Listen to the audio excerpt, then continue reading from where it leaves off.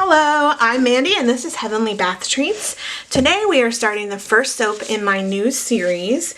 The new series that I have is inspired by Keller Market House in Lancaster, Ohio. This is an all year round indoor farmers market. They sell local meats, produce, they have honey. They also sell goods from different artisans like pottery goods. They also happen to sell my soaps, and I decided to do a whole series involving Keller Market House where I would buy products from different vendors at Keller Market and use them to make my soaps. So today we are going to make French Vanilla Frappuccino soap, and I seem to have lost, here it is. It is going to feature Coffee Geeks coffee. This is a locally brewed coffee, or locally roasted coffee, here in the Hocking Hills. It is, I'll tell you more about this company here in a little bit. So we are going to start our French Vanilla Frappe coffee with freshly brewed coffee from the Coffee Geeks. I got the Colombian organic kind, and I'm going to go ahead and use this as my water in my recipe, and we're going to use the heat transfer method today. So I am going to put this lye right in my coffee, stir it up, and we will go from there.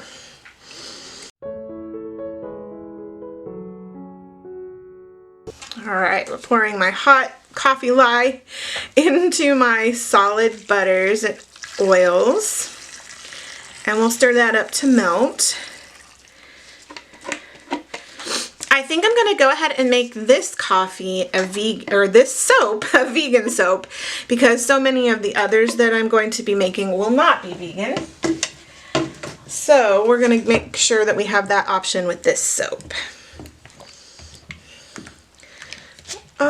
In here you see melting some cocoa butter, some shea butter, palm oil, and coconut oil. While this is melting, I'll let you know about my additives. I'm going to put some cocoa in there. The fragrance oil that I'm using will discolor, but I want the cocoa to kind of darken the soap and make it discolor a little more evenly. The coffee obviously will help it be dark as well. And then I have some kaolin clay and some colloidal oatmeal. I also decided to put coconut milk powder in there to keep everything vegan. Alright, and while I'm stirring this, I'll tell you about my scent. This is from Bee Scented. It's called French Vanilla Coffee. And like I said, it's supposed to discolor to brown, which that's not a problem. Smells good. And then I'm going to put some of the coffee grounds that I use to make the coffee. They are used, so hopefully they'll be a little softer. And that's just to add some texture and some interest in the main soap. The base of the soap is going to be just plain brown soap, but we are going to put some frosting or icing on the top. Alright, so I'm going to go ahead and put my additives into my oils. This is olive oil and a little bit of castor oil. And I'm going to use the stick blender to blend those in.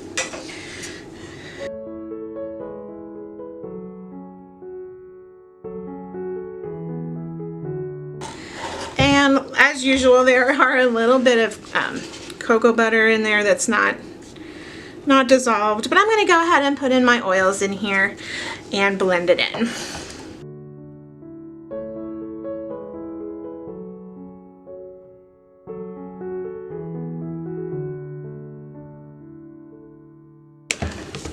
And since I'm not too worried if this accelerates because it's just going to be the one color, I'm going to stick blend in the fragrance oil.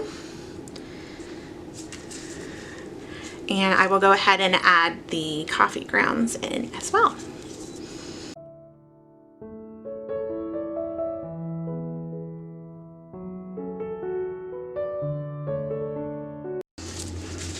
Ooh, that smells really good. The coffee grounds in there and that vanilla coffee scent. Ooh, I could drink that.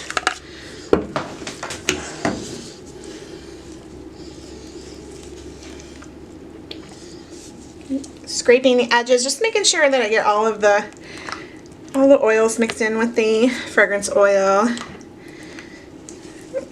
And it's thick enough that it's holding up those coffee grounds and they won't all sink to the bottom. So I'm going to go ahead and pour it into my mold. Let me bring that in here.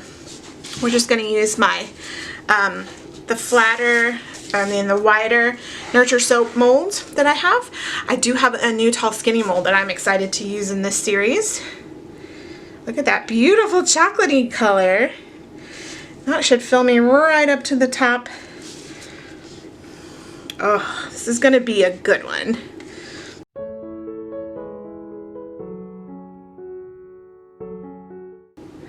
I'm going to scrape this up and then make the frosting. I'll see you in a minute.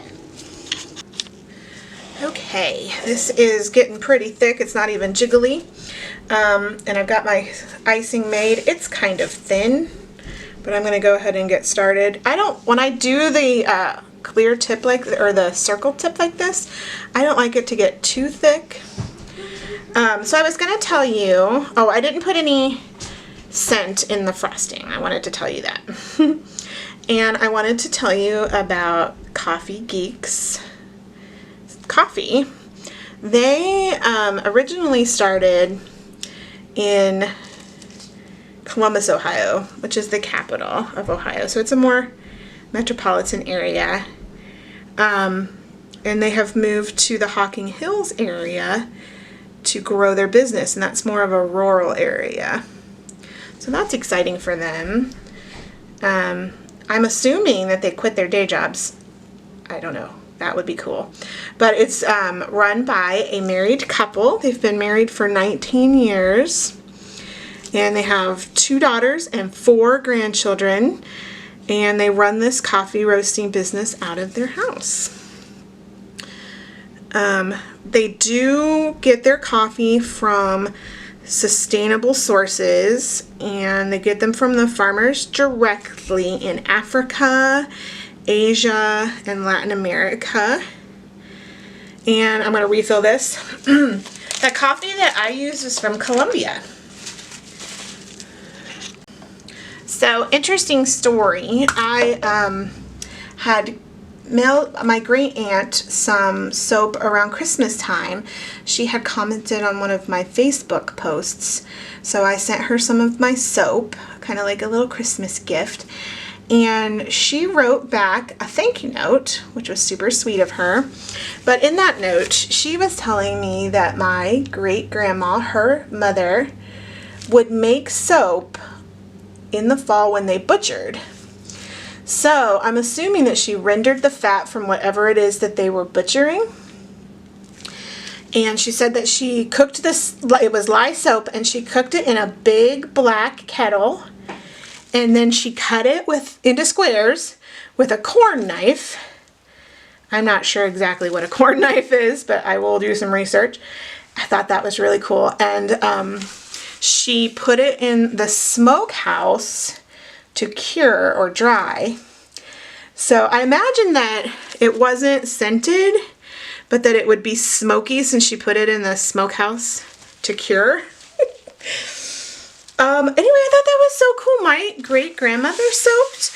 So soaping is like, it's in my genes. It's like a generational thing. I thought that was pretty cool. Okay, I'm gonna refill. So my great grandma and grandpa lived in Kentucky, in the hills of Kentucky. He was a coal miner. So I'm sure that this was poor hills, poor country during the Great Depression. So they were very resourceful. So if not, well, that's good enough. It's looking a little crazy, but all right, so this is the soap with the frosting. For additives, I have these melt and pour coffee beans that I made. I had thought about putting actual coffee beans in there, but I'm careful about putting things that aren't actual soap on the soap, although I do have these coffee grounds that I'm going to sprinkle on there. I'm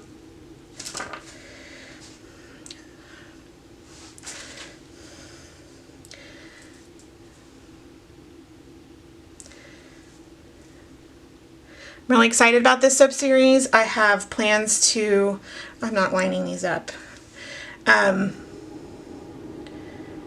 lining them up with the bars here. So as far as the soap series, I have plans to use kombucha. I have plans to use honey, local honey, cream and yogurt.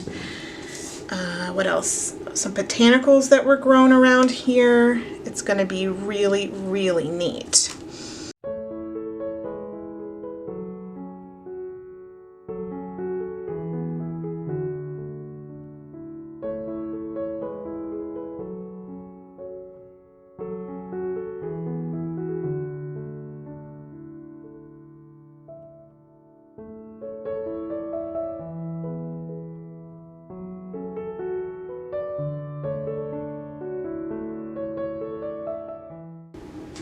All right, now I'm going to sprinkle a little bit of this coffee on, not a whole lot. I did not mean to do that much.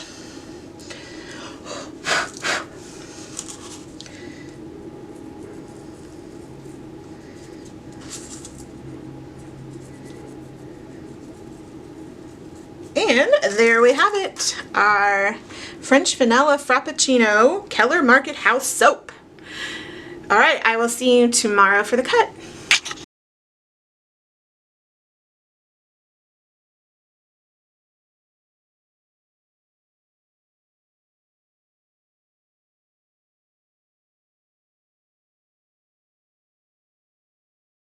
Okay, we are back the next morning and we are cutting into this French vanilla latte soap. I think I called it 3 different things in the making video. It took all my willpower not to cut this yesterday. I did unmold it, and we've got some discoloration. There's some lighter colors. This was actually, the lighter color was bigger last night before when I first unmolded it. So I assume that that is just part of the discoloration process, and we'll see how it turns out. All right, the first cut. I didn't do a wonderful job of lining up the embeds on the top, but we'll see how that goes. So the cut's not going to be too terribly exciting. There's no swirls or anything to see. But we do have, you can see where it's starting to discolor, so it will go this darker brown. It's going to be really pretty. And the top is not focused, but that's okay.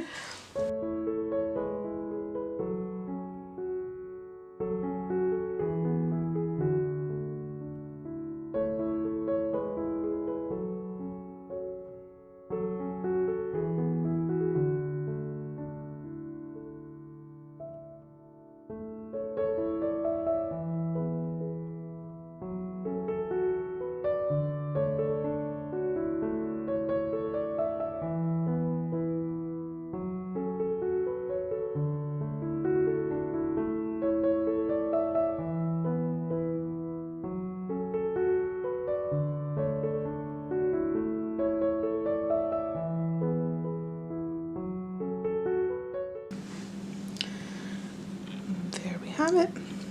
Thanks for joining me. I look forward to the rest of this series. See you then.